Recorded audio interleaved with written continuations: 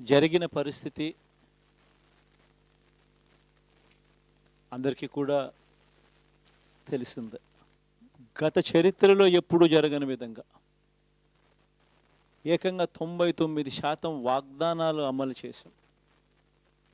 ఎప్పుడు జరగలేదు ఆంధ్ర రాష్ట్ర చరిత్రలో కానీ దేశ చరిత్రలో కానీ ఈ మాదిరిగా మేనిఫెస్టో అన్నది ఒక పవిత్ర గ్రంథంగా భావించి అదొక బైబిల్ గాను, అదొక ఖురాన్ గాను, అదొక భగవద్గీత గాను భావిస్తూ టిక్కు పెట్టమని చెప్పి ప్రతి ఇంటికి పంపించి టిక్కు పెట్టమని చెప్పి ప్రతి అడుగుతూ ఆ ప్రతి అక్క చెల్లెమ్మల ఆశీస్సులు తీసుకుంటూ ఆ ఇంట్లో ఉన్న అవ్వాతాతల దీవెనలు తీసుకుంటూ ఏ రోజు కూడా ఈ మాదిరిగా బటన్లు నొక్కడం ఏకంగా 2,70,000 కోట్ల రూపాయలు ఎటువంటి వివక్ష లేకుండా ఎటువంటి లంచాలు లేకుండా ఏ నెలలో ఏమిస్తామో అని ముందే చెప్పి క్యాలెండర్ ప్రకటించి ఆ నెలలో అది తప్పకుండా ప్రతి సంవత్సరం తూచా తప్పకుండా ప్రతి సంవత్సరం అది జరిగేట్టుగా చేస్తూ ఏకంగా 2,70,000 కోట్ల రూపాయల వివిధ పథకాల ద్వారా మాట తప్పకుండా జరగడం కూడా గతంలో ఎప్పుడూ కూడా చూడలేదు, జరగలేదు. ఇవన్నీ కూడా నేను ఏదైతే చెప్తా ఉన్నానో ఇవన్నీ ఎప్పుడూ చూడని మార్పులు, గతంలో ఎప్పుడూ జరగని సంస్కరణలు. విద్యారంగంలో అయితేనేమి, వైద్య రంగంలో అయితేనేమి, వ్యవసాయ రంగంలో అయితేనేమి, సామాజిక న్యాయం అంశంలో అయితేనేమి, మహిళా సాధికారత అంశంలో అయితేనేమి, గవర్నెన్స్ విషయంలో అయితేనేమి ఎప్పుడు జరగని చూడని సంస్కరణలను కూడా తీసుకొచ్చాం. ఇవన్నీ నేను ఏదైతే చెప్తా ఉన్నానో ఇవన్నీ మనం చేసి చూపించి ప్రజల మన్ననలు పొందిన తర్వాతే ఎన్నికలకు వెళ్ళాం. ఎన్నికల్లో ఏమైందో తెలీదు. 5 సంవత్సరాలు కళ్ళు మూసుకుంటే చాలా అయిపోయింది. 5 సంవత్సరాలు మళ్ళీ 2024 నుంచి 2029 కూడా అదే మాదిరిగానే కళ్ళు మూసుకుంటే 2029 కూడా కళ్ళు మూసుకుంటే వచ్చేస్తుంది. ఇవి మనం గుర్తుపెట్టుకోవాల్సిన అంశం ఏమిటి అని అంటే సినిమాలో ఓన్లీ ఫస్ట్ హాఫ్ మాత్రమే అయ్యింది. గతంలో కూడా ఇదే మాదిరిగా పరిస్థితులు ఉన్నప్పుడు కూడా మనం ఏ మాదిరిగా పైకి లేచాము అన్నది కూడా మీ అందరికీ తెలిసిన విషయాలే. నేను ఒక్కటే మీ అందరికీ చెప్తా ఉన్నా, ప్రజల్లో ఈరోజు మనం చేసిన మంచి ఉంది, ఇంటింటికి మనం చేసిన మంచి ఇంకా బ్రతికే ఉంది. ప్రజల్లో ఈరోజు మనం చేసిన పాలన మీద విశ్వసనీయత అనే పదానికి అర్థం ఈ రోజుకి కూడా ప్రజల్లో ఉంది. గడప గడపకు మనం చేసిన మంచి ఇంకా ప్రజల్లో బతికే ఉంది. మరి ఇవన్నీ ఉన్నప్పుడు మళ్ళీ మనం లేయడం కూడా తథ్యం. కాకపోతే కొంచెం టైం పడుతుంది, ఆ టైం ఇవ్వాలి. ఆ టైం ఇచ్చినప్పుడు, అది జరిగినప్పుడు, పాపాలు పండినప్పుడు ఖచ్చితంగా మళ్ళీ మనం పైకి లేస్తాం. ఈ విషయం ప్రతి ఒక్కరం కూడా గుర్తుపెట్టుకోవాలి. ఎందుకు ఈ మాట కూడా చెప్తా ఉన్నానంటే రాజకీయాలలో అన్నిటికన్నా ముఖ్యమైన అంశం క్యారెక్టర్, విలువలు, విశ్వసనీయత. ఈ పదాలకు అర్థం తెలిసి ఉండడం రాజకీయాలలో చాలా అవసరం. రాజకీయం అంటే ఎల్లవేళలా అధికారమే కాదు.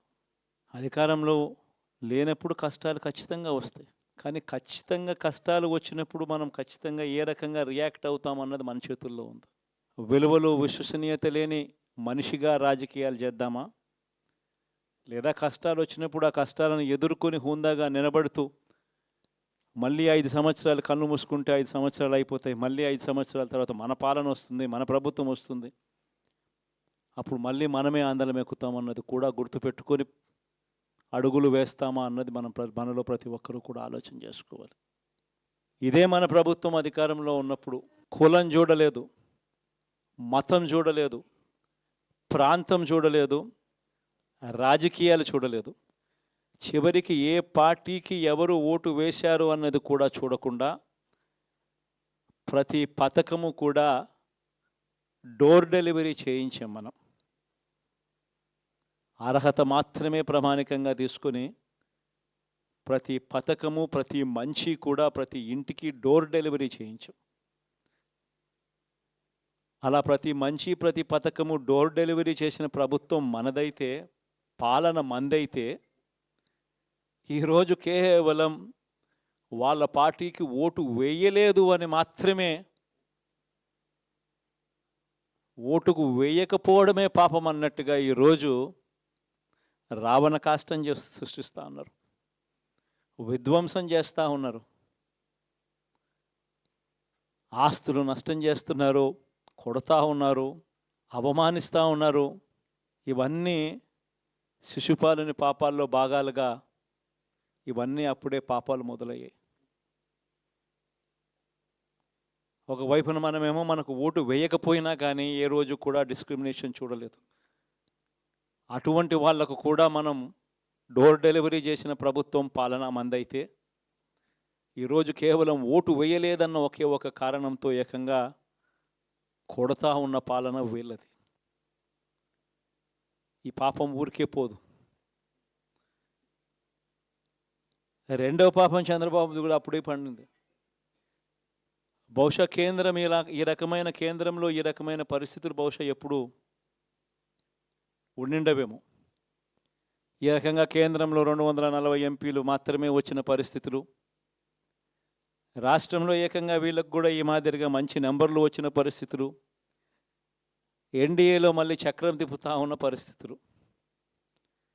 ఇలాంటి పరిస్థితుల్లో కూడా ప్రత్యేక హోదాను అడక్కపోవడం చంద్రబాబు చేసిన మరో పాపానికి కూడా మరో నాంది.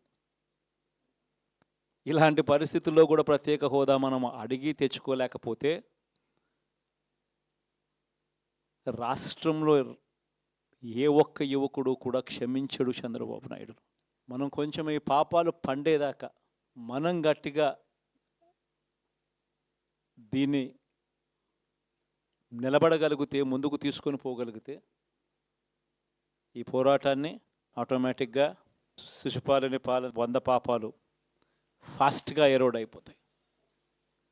కాబట్టి ప్రతి ఒక్కరూ ఈ విషయాలన్నీ గుర్తుపెట్టుకోమని కోరుతాం. ఇవన్నీ బహుశా నేను చెప్పేటివన్నీ కూడా మీ అందరికీ కూడా తెలియనేటివి కాదు. కేవలం నేను మీ అందరికీ గుర్తు మాత్రమే చేస్తా ఉన్నా.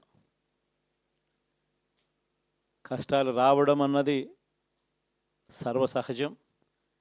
కష్టాలు ఇలా మనం ఎదుర్కొని నిలబడడం అన్నది మన చేతుల్లో ఉన్న అంశం అన్నది మాత్రం ఖచ్చితంగా ప్రతి ఒక్కరూ గుర్తుపెట్టుకోమని మీ అందరితో కూడా కోరుతా ఉన్నా. శాసనసభలో, చట్టసభలో మీ సభే అన్నిటికన్నా ముఖ్యమైన సభ అవుతుంది. ఓటు వేయలేదు అన్న ఒకే ఒక కారణంతో మనుషుల్ని కొడతా ఉన్న పరిస్థితుల్లో, మనుషుల్ని అవమానిస్తూ ఉన్న పరిస్థితుల్లో, మనుషుల్నే బలవంతంగా ఆస్తి నష్టం చేస్తూ ఉన్న పరిస్థితుల్లో ఇక ప్రతిపక్షం ఉన్నది ఒకటే ఒక పార్టీ, ఆ పార్టీకి అవకాశం ఇవ్వాలా అన్న కనీస నైతిక విలువలు వాళ్ళు పాటిస్తారన్న నమ్మకం నాకైతే లేదు. కాబట్టి మీరు చేయాల్సిన పాత్ర గొప్పది, చాలా ఉంది అన్నది మాత్రం గుర్తుపెట్టుకోండి. రాబోయే రోజుల్లో యాక్టివిటీ లెవెల్స్ అనేది ఆటోమేటిక్లీ పెరుగుతాయి. రాష్ట్ర వ్యాప్తంగా ఉన్న కార్యకర్తలందరినీ ఎవరినైతే వాళ్ళు ఇబ్బందులు పెట్టారో ఖచ్చితంగా వాళ్ళందరికీ మనోధైర్యం ఇస్తూ వాళ్ళ గ్రామాలకు వెళ్ళి వాళ్ళకు తోడుగా ఉండే చేసే కార్యక్రమాలు జరుగుతాయి. రాబోయే రోజుల్లో ఇంకా టైం గడిచే కొద్దీ ప్రజల్లోకి వెళ్ళే కార్యక్రమాలు ఇంకా ముమ్మరం అవుతూ పోతాయి.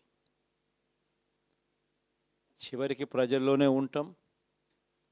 ప్రజలతో కలిసి పోరాడే కార్యక్రమం వేగంగా టైం గడిచే కొద్దీ మనము వేగంగా అడుగులు ముందుకు వేస్తాం. ఒకటి మీ అందరికీ చెప్తా ఉన్నా, ఏకంగా 14 నెలలు పాదయాత్రలు చేశాం. ఆ వయసు ఈ రోజుటికి నాకుంది. ఆ సత్తువ ఈ రోజుటికి నాకుంది. కాబట్టి మీరు మాత్రం ప్రతి ఒక్కరూ గుర్తుపెట్టుకోండి, ఆ టైం వచ్చేదాకా మీ పాత్ర చాలా కీలకం. ప్రతి ఒక్కరూ ఈ విషయాన్ని మాత్రం గుర్తుపెట్టుకొని మీ అందరితో కూడా సవినయంగా వేడుకుంటా ఉన్నాను.